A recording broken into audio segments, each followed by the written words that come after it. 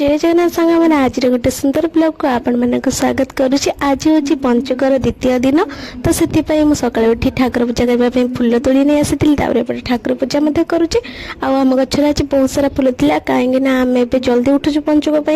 तो फूल सब आम तोलिक नहीं आसुचु ना तो मॉर्निंग वर्क करने जो लोक सब आसुँच से फूल तोलिक नहीं जाऊँ आम उठला बेलू गोटे भी फूल रोनी तो तापर मो पटर ठाकुर पूजा कर सारा भागवत पढ़ी भागवत पढ़ी सारी मो मोबाइल देखो तो ये वीडियोटा जन स्टाटस पकईला मो भौणी तो मुझे डाउनलोड कर देती आम गाँव में सप्ताह बसी तो आलतीर वीडियो से स्टाटस पकईला तो भाविली आपण मान सेयार करदेवी।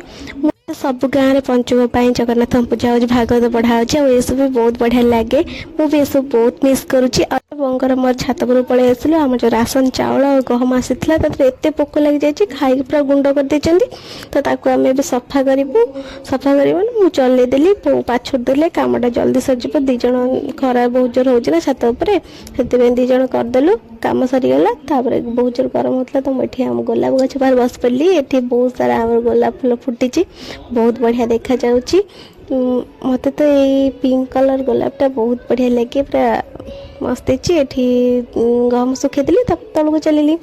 तलू जाइए देखला पो ये सफेदा पारुंट गचरे देखो आम एथर आम गचर बहुत सारा सफेदा धरी तो ये बो गुटे नहीं आसले एतक सफेदा पारिलु तापर पलि आसली घर को आसिक गोटे सफेदा पाची भितर काटिदेली बो को देली मु भी खाईदेली बहुत बढ़िया लगे टेस्ट पूरा असम पूरा मीठा भी थिला बहुत बढ़िया लगे खाईदे मु चलिली एबे रोसई करी रोसई सारा पर आपण मानक देखे